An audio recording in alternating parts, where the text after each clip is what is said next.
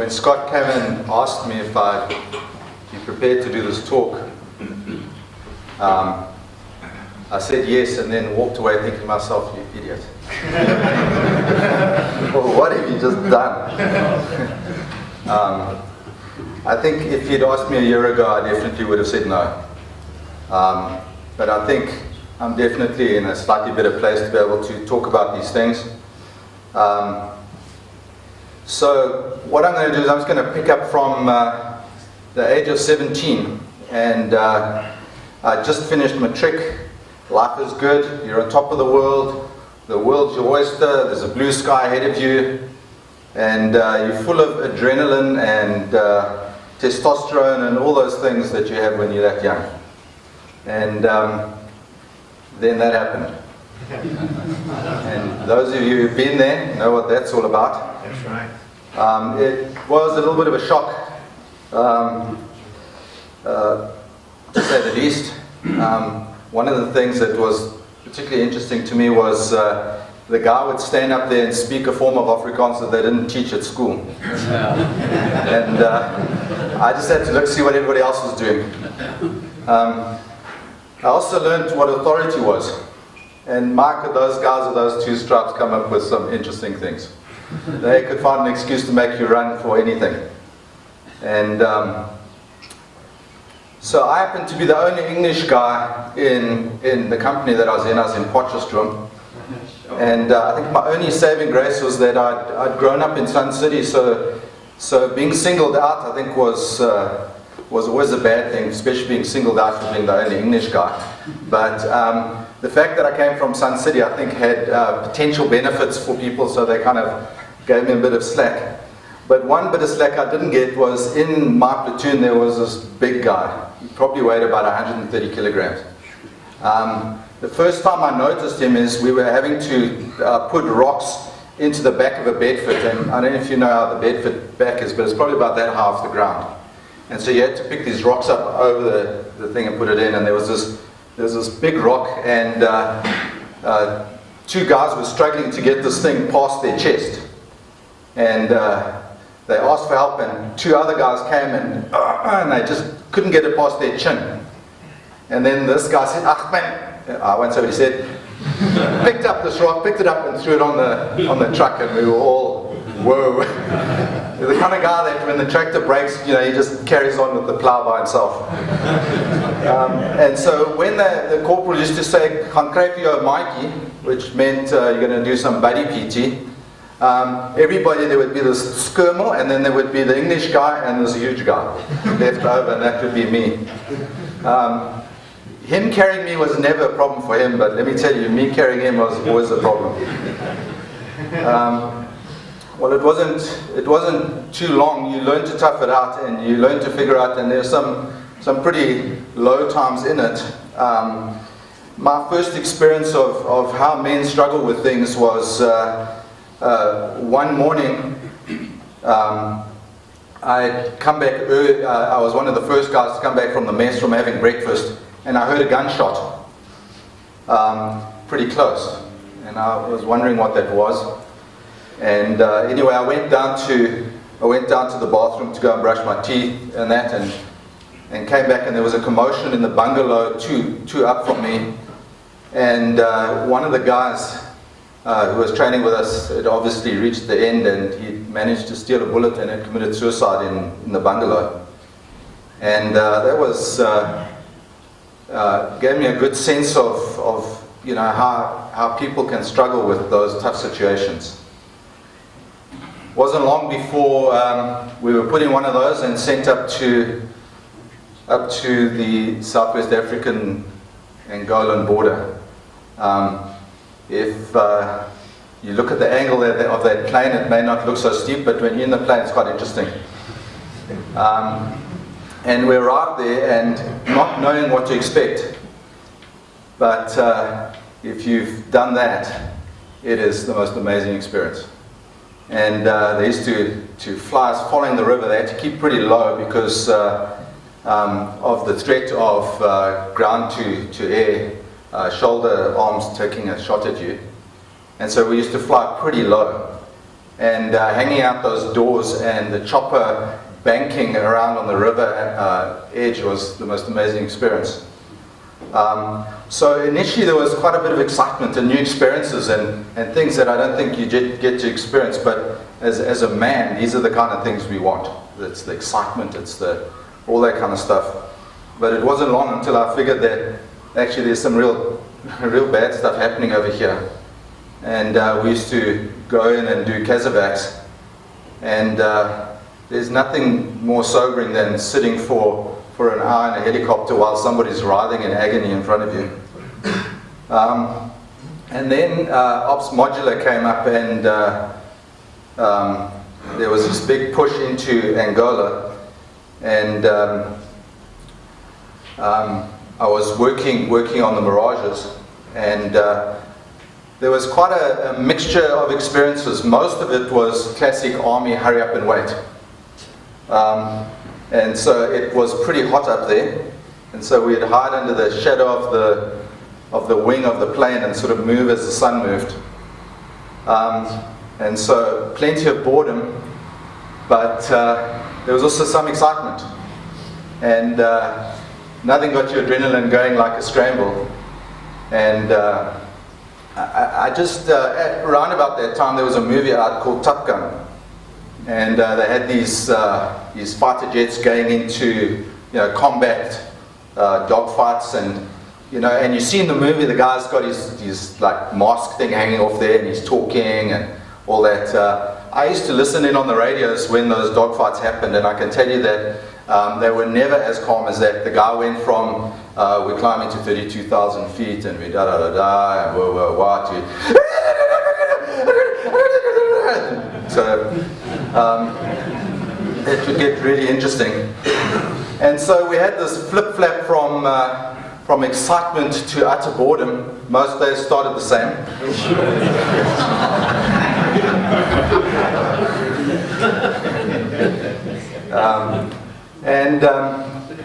I just want to share an experience that I had that has bewildered me my whole life.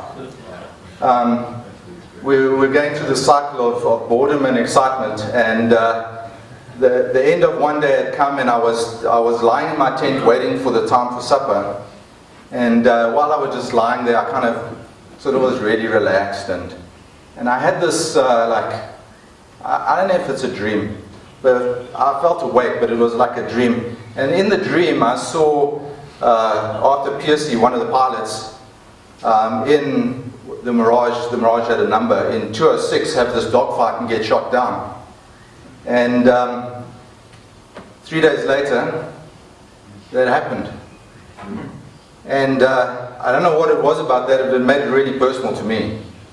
It happened to be Captain Piercy in 206 that got shot down in one of the dogfights against the MiGs. And Arthur was paralyzed from the neck down. He's still to this day in a wheelchair. And I think what that did for me is it made me realize that in life the unexpected can happen, and the day may start the same, but you never know what the day may bring.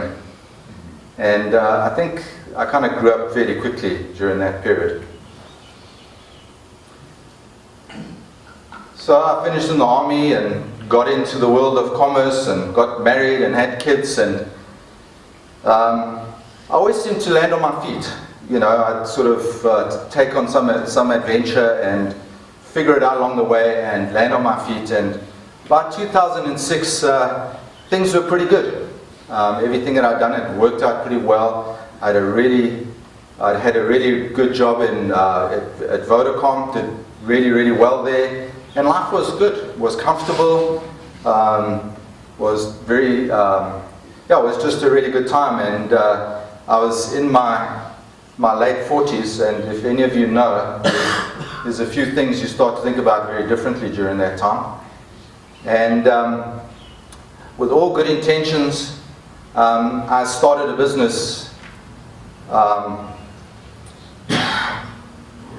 with the intention of building up the business and using the profits from the business to fund missions. And I can see why I was in that place, because I would get phone calls from the bank to say, Mr. Schmidt, could we meet for lunch? We have something we want to talk to you about. And I'd have a lunch meeting with my banker, and they'd tell me that as a private banking client, I qualified for this new package that they had, and they basically just gave me huge chunks of available credit. And you got the special cards, and you got the nominated private banker, and you started feeling pretty good. I'm there. I'm in the echelon where the bankers come and talk to you. And so our first shipment, the company that I started was ended up being bamboo timber products that I was importing out of China. That's our very first shipment arriving. It was great excitement. That standing there at that time was about 350,000 rands worth of stuff. And there's the stuff unpacked in the warehouse. And I soon realized that the business that I'd started was a product category that nobody knew about. And nobody was jumping up and saying, pick me, I'll buy one of those. And it was quite a lot of hard work, and the months dragged out. And because I'd bootstrapped the business, spending your own money on these things, it tends to go quite quickly. And but things were okay, and they were starting to look up, and things were starting to move quite nicely. And another event happened at around about the same time, and we moved from Cape Town to the Midlands, and we rented a nice farm in Curry's Post, and things were looking good. It wasn't long before somebody phoned us and said, we have a lamb that's been rejected. Great. My youngest immediately bonded, and it became his responsibility to look after the lamb. My oldest was not happy about his move from Cape Town, and he sulked for the first year. And then somebody introduced him to fishing, and suddenly he loved the Midlands. And so life started getting pretty good out in the country, and running the business down in Cape Town. We got some chickens, we started a veggie garden, and I ran my business from the farm.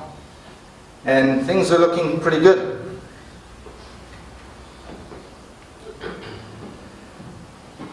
Some time passes, and Norman's grown up, the sheep's name. And we'd got quite a big order, and we had a couple of containers come in, and when we opened up the containers, all the bamboo was warped. And that posed a bit of a problem. And so I decided to head back to China to go to the factory and sort this out. The Chinese response to the product you sent me is all warped was, we'll give you a refund on your next order. So I figured I'm going to have to go and have a chat face to face about this. So off to the hinterland of China we went. And in speaking to the owner of the factory that I was sourcing from, I realized that there was no ways that this guy's culture or pride would allow him to admit that he could not supply, as we grew as a business. And so I decided there and then to undertake a tour of every single bamboo factory that I could find, and found myself in the hinterland of China going in buses and taxis and all kinds of things from factory to factory all over the place. It's quite daunting, when you're in the major cities in China, it's got quite a bit of westernized sort of thing, but when you get into the hinterland, there ain't no other white people or Europeans or anybody other than Chinese, and there is nothing in English. no signs or anything. It's not like you can look down the street and say, there's the restaurant. You actually have to walk down the street until you see the restaurant, because you can't read or understand. It's also very challenging if you think that your way of getting around is remembering road names. Good luck trying to remember those symbols. So I used to get the hotel receptionist to write down in Chinese, "I'm lost, how do I get to this hotel?" and the address. And I used it once or twice. And anyway, I spent a few weeks going from factory to factory, and I eventually figured out how the industry worked and who was who and who the players were and who did what, and found some suppliers and placed an order to replace the warped order that was, fortunately it was November, and the project was only going to happen the next year, so there's a 2-month manufacturer shipping time. I had enough time to do the order and handle that. Our client said, "Look, builders' holidays, we can delay the thing and that." And so what I used to do when I came back, whenever I went to China, is I would go to Hong Kong. There's this garden in the middle of Kowloon, and Hong Kong's a very interesting city. I'm not a big fan of cities, but it's probably one of the nicest cities that I've been to around the world. It's got a vibe to it. There's an energy there. And when I arrived in Hong Kong at that particular time, something seemed off. There was like a muted tone in the city. And so I'm not much one for TV and that, but I went to my hotel room and turned on the TV, and there was this news about the sub-mortgage prime crash and all that, and I didn't quite know what it was all about. And turns out it was a big deal. And I flew back home to Cape Town, and back home to South Africa, and it was builders' holidays, and everybody was off, and we had Christmas. And I came back to work after the builders' holidays, and what I started to see was the banks had got really nervous, and they were just pulling the capital out of the markets. And there was one particular client that we had. The guy's name was Francois. He was a developer, and he was developing these big sort of walled, estate sort of places, Garlington type places. And he was one of our big clients. He was actually the client for the failed order. And he gets a phone call one day from the bank. He says, "Please come in." And he comes in, and they said, "We know that we gave you your facilities and funding based on these terms and conditions. This isn't a negotiation. We are changing those terms and conditions from 50% units sold to 80% units sold, and we are not going to release any more funds until you reach the goal of 80% units sold." It just so happened that the banks had also stopped giving people home loans at the time, and so I watched as this very wealthy and successful developer, his business collapsed, and his order was sitting in my warehouse, which was a replacement order for the previous order that was also sitting in my warehouse. And that was $1 million lying on the floor there. And I was starting to get this sense of dread as I watched him go down. He was in line of many. I watched his business collapse. I watched him lose his beautiful house in a very prime area in Stellenbosch, and I watched his marriage fall apart. And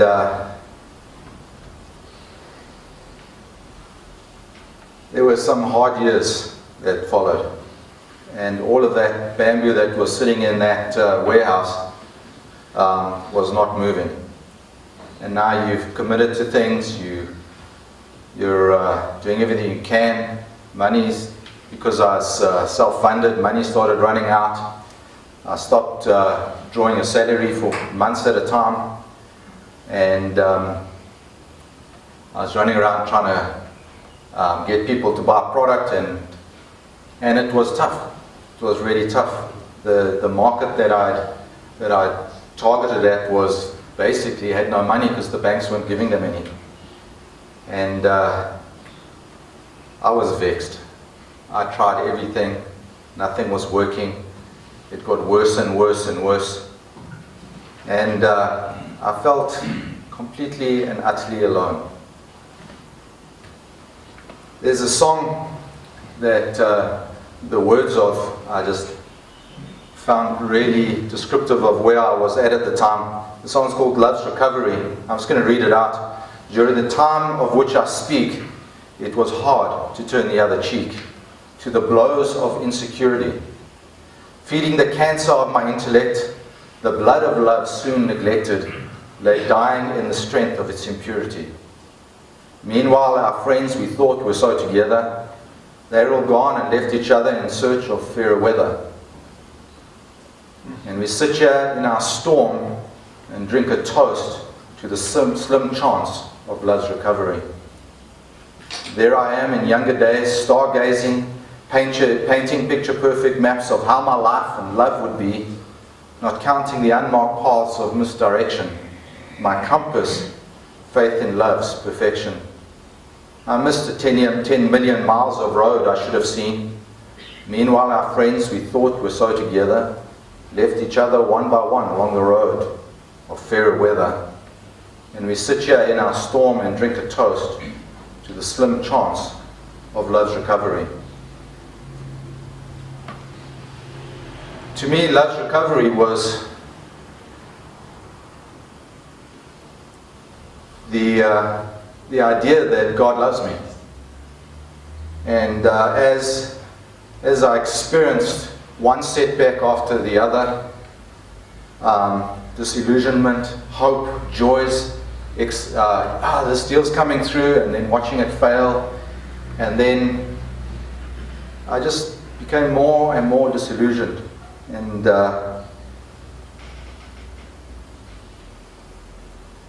so what did I do? You know, at times when life throws a curveball, the fundamental questions about life start to pop up. And we suddenly discover there ain't no answers. Some turn to the crowd to drown out the questions. Others to materialism, they buy stuff. Some to competitive sport. Some to woman, and others to substance abuse. To dull the unanswered question that sits straight ahead of them and stares them in the face.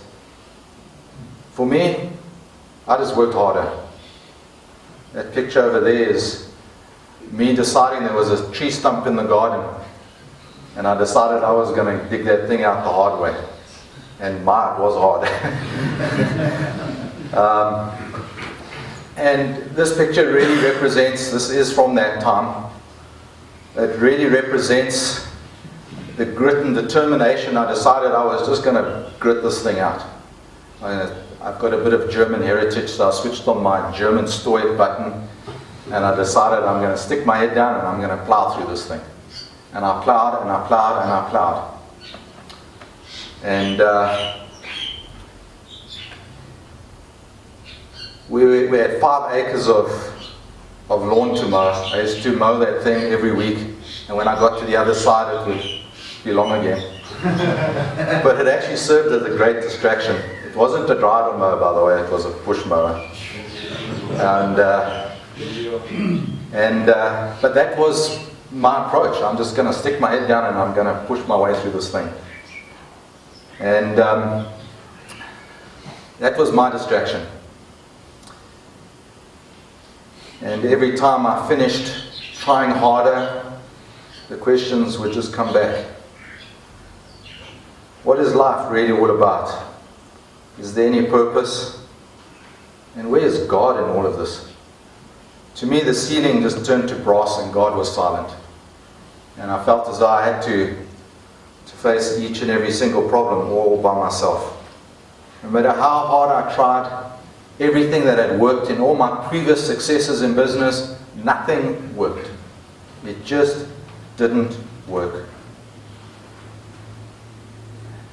Over the years that we'd been on the farm, we'd eventually figured out how to beat the insects and plant diseases that destroyed our veggie garden, and we actually had a pretty decent veggie garden.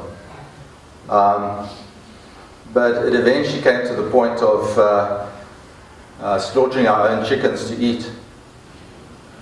I was grateful to God for the provision, even though it was literally blood, sweat and tears provision. And we were left with a few geese that somebody had given us. Chopping a chicken's head off is one thing, because when you look at the chicken's eyes, you're about to swing the axe. There's nothing happening there. But when you do it with a goose, it looks like he understands what's happening. And it's a little bit harder to swing the axe. And that was pretty hard. And I remember walking back from having slaughtered the first of the geese, walking back to the house, and thinking to myself, how could God let things get so bad? It's not like I'm a slacker or anything. It's not like I wasn't diligent and I wasn't working hard. I'd applied my mind, I'd sought counsel, I'd prayed about everything, I'd asked God for wisdom, and here I was, slaughtering the chickens and the geese. And I started to get really angry at God. That night, Tyrone and Jill Perry arrived on our farm unannounced. And they opened their boot and it was full of groceries.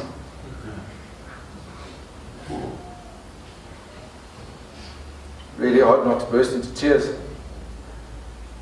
All at once I felt really grateful that somebody had seen my need. I felt totally humbled. And I felt like a complete failure. I couldn't provide for my family. The cracks really started to show. This deep anger that I'd never ever felt before started to just well up inside of me. The kind of anger I'd never ever felt before. I didn't know what to do with it. My oldest, Daniel, was in his teenage years and was starting to flex his muscles. And on a few occasions I took my frustrations out on him. So then I had guilt as well. It's funny how we always seem to lash out at those we love the most when we're in pain. Norman. We had no money to pay a bill. So I went to go and talk to the person I owed the money to. And they said to me, do you have something to barter, like a cow or something? And I said, no, but we do have a sheep. So they said, okay, well, if you can get it slaughtered and give me the meat, we'll consider the debt settled. It wasn't lost on me that Norman gave his life to pay my debt, one that I couldn't pay. The Jewish sacrificial lamb concept suddenly had a new meaning to me. And so did Jesus' death on the cross as a sacrifice for my sins. It's the sacrificial lamb.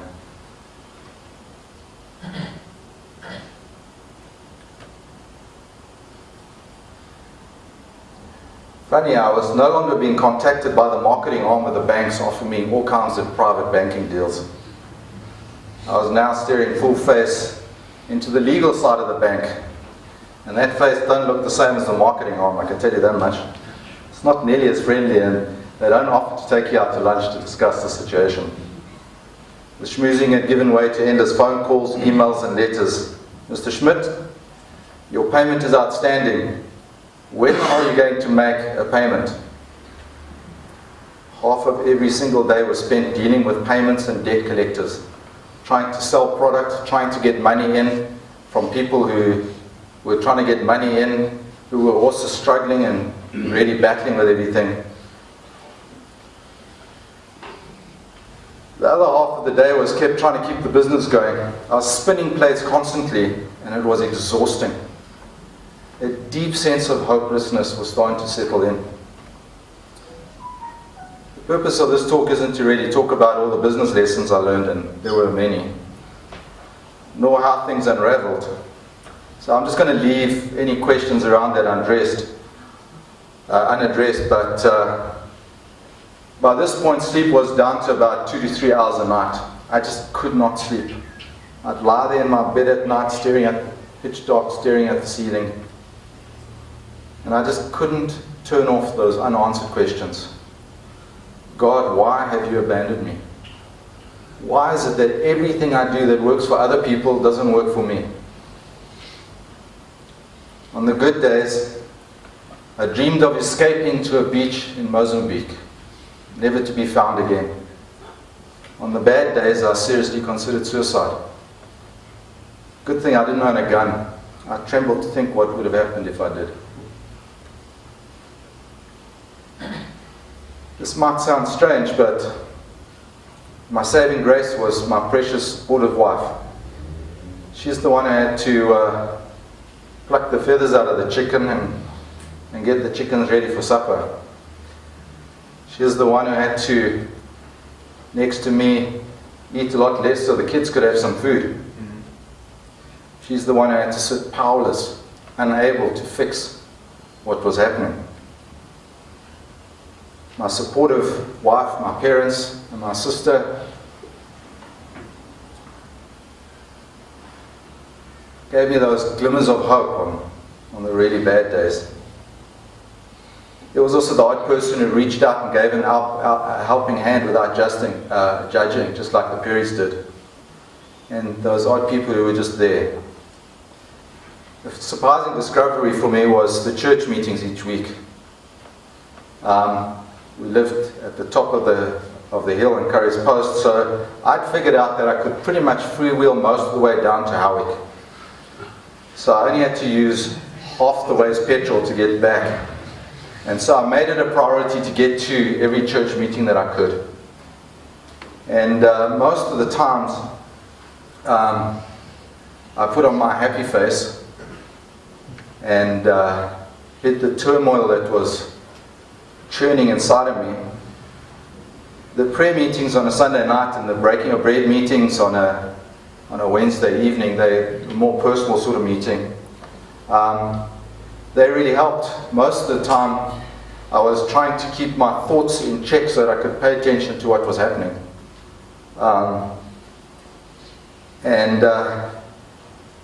It was a strange thing that sometimes it was just simply the prayer of somebody else praying for their own need or praying for something that would just give me that little bit of something to get me through, and a little glimmer of hope, and I'd be able to take the next couple of steps. Barry and I were leading the youth on Friday nights, and that was really helpful. Working with teenagers can be very challenging at times, but also great fun. And I'm not sure that they realized they were doing more ministry to me than I was to them. Most Friday nights I'd walk out encouraged by something that happened at youth. Back at work, we'd pitched in on a project called the Portside Tower. It's the tallest building the new tallest building in Cape Town. And the goal of the architects and the finances were to make it a green building, and our bamboo product was ideal. So we put in a pitch to do all the doors and all the cupboards and all the architraves and the trims, and it was a big project. I had to jump through a lot of hoops. There were quite a few nights working through the night.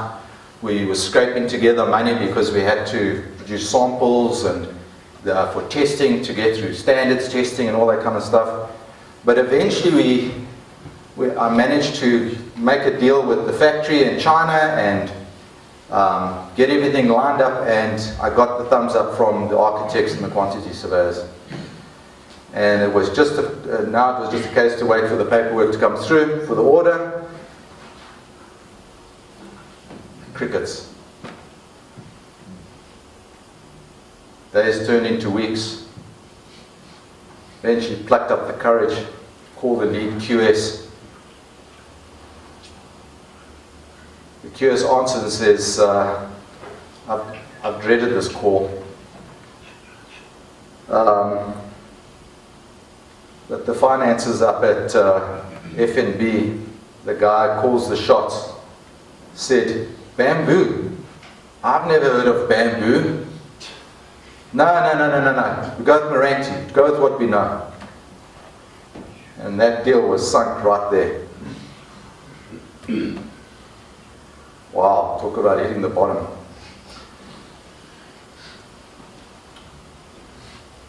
And a guy that I got to know at a Friday morning business breakfast thing that I used to go to at 6 o'clock at Fernhill Hotel.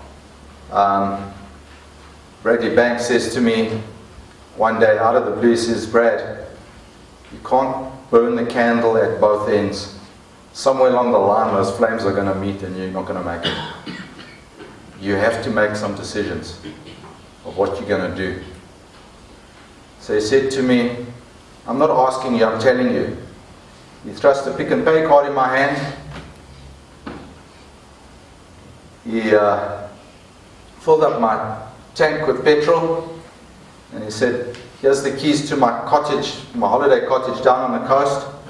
You're going down there and you're not coming back until you've made those hard decisions. And off I went down to the beach. And I walked up and down that beach. It was miserable weather.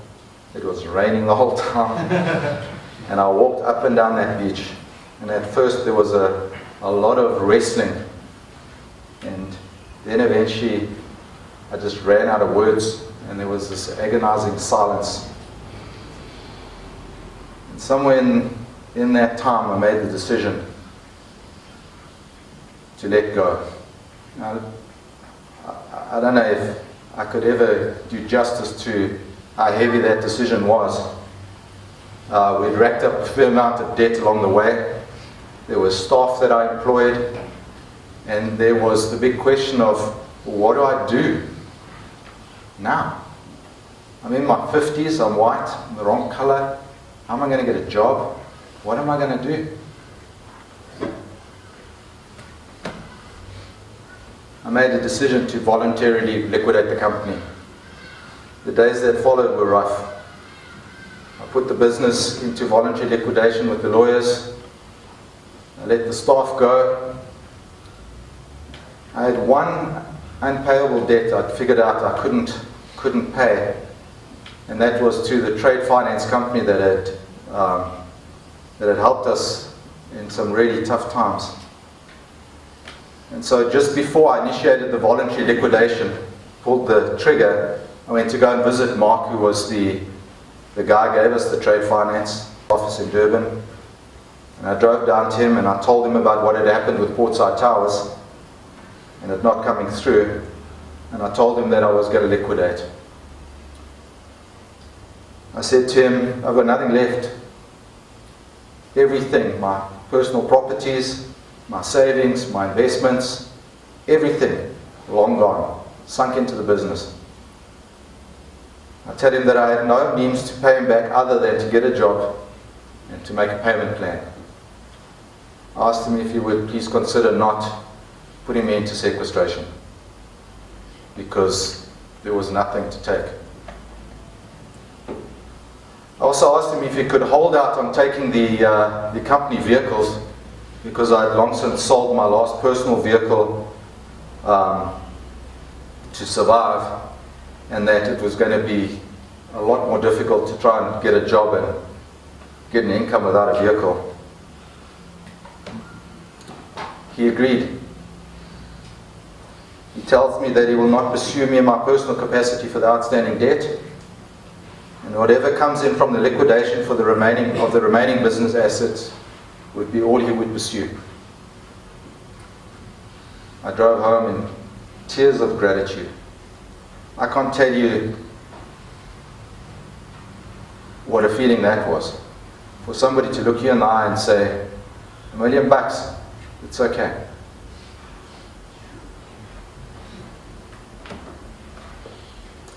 What followed those days were many, many tough months finding my feet again. I felt like a total failure. I felt as though I couldn't do anything. I'd completely lost all my confidence. But God is good. And He made a way, one day at a time. As I think back on those days, I think back to the hard times I had in the army, and I wonder how I coped with the traumas that I experienced in my military service. And one thought about it is that I wasn't alone. There was the other guys that were in it with me. We were all in it together, and somehow that made a difference. I wonder how I forgot about that. It was in the army that I first responded to the call of God in my life.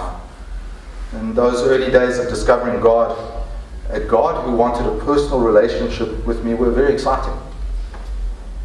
It was it was a time in my life where my relationship with God was new and exciting and unjaded by the mundane progression of everyday life. In the army, my basic needs were met, food was available every day, there was clothes on my back, and most of the times I had a bed to sleep in. I don't know why I didn't figure it out, but as things got worse in the business, I largely isolated myself, thinking that no one understands. Some of what I experienced during that time has helped clarify for me much of what I feel concerning the transformation of silence into language and action. In coming forcibly and essentially aware of my own limitations and mortality, and what I wished for and wanted for in my life, my priorities and omissions became strongly etched in a merciless light. During the time of all these things, it was as if everything was stripped away and this light just shone on the core of who I am and what I'm about and what life is and what life is about. And one of the things I regretted the most were my silences in that time. I regretted standing on my own without asking for help, admitting that I was vulnerable. I've wondered what I was afraid of. And it's funny how we come to conclusions. To question or to speak as I truly felt meant pain, judgment, condemnation. People get tired of hearing about your woes. They offer well-intentioned but flippant advice. Like, just go and get a job. Oh, that's easy when you're too bar in the hole. Everybody has an answer, even though well-intentioned. But when everything simply just doesn't work, when you feel as though you're fighting against God, and God has you in a place, and you ain't budging Him, you will stay there until God says it's the time. See, we all hurt in so many different ways, all the time. And the pain will either change, or it will end, eventually. Death, on the other hand, is the final silence. I think too many men die without ever having shared how they felt. I've come to understand that I only betrayed myself into small silences, or I just waited for somebody else's words to express my own. But I've begun to recognize that while it's desirable not to be afraid, learning to put fear into perspective gave me a great strength. My earlier successes had made God small in my eyes. Not that I'd ever admitted it at the time.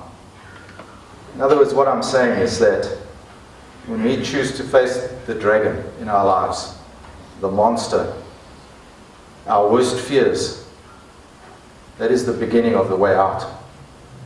I discovered that on that beach, walking up and down. I had to face my fears. And when I made the decision, that's when the way out started to materialize. Until that day, there was no way out. And I would say that too many men never come to that point of decision. I don't know what your thing is, but I ran out of German juice somewhere along the line. My stoicism and persistence and hard work and just ran out of steam. Your petrol tank will get empty, I guarantee you.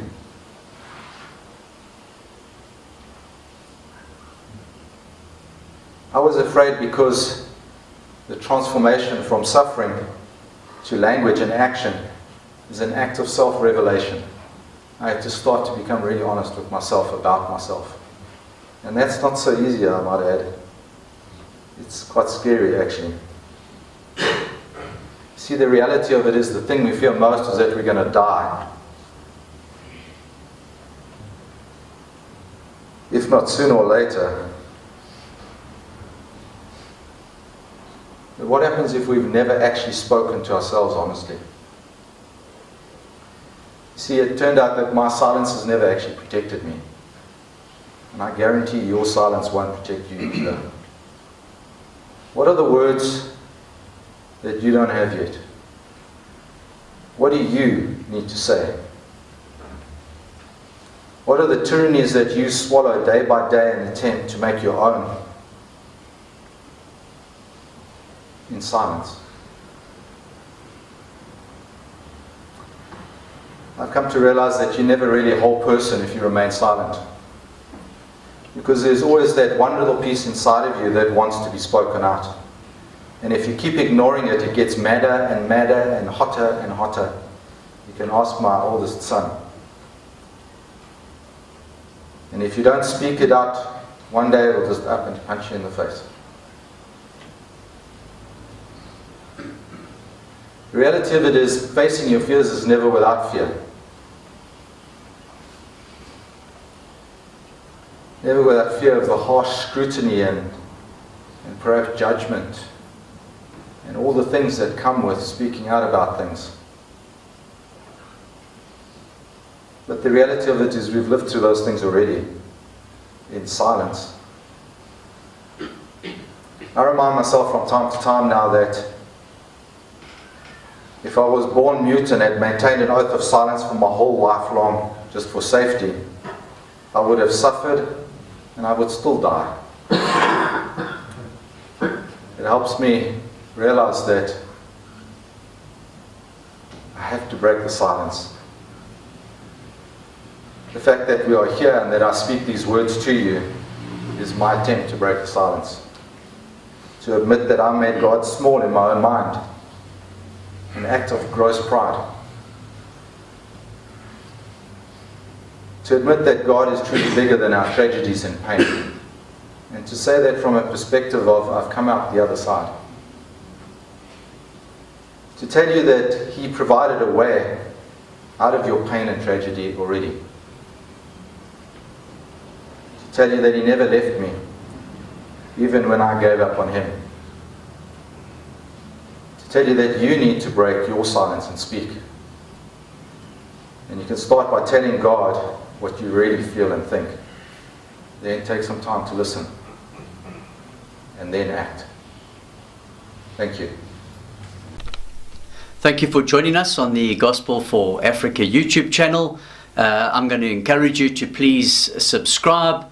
Also click the notification bell so that you get all the updates and videos as we upload them. If you enjoy the channel and the videos, please also click the like button, and we encourage you to share the Gospel for Africa site with friends and colleagues and other people. Let's get the gospel out there. Thank you.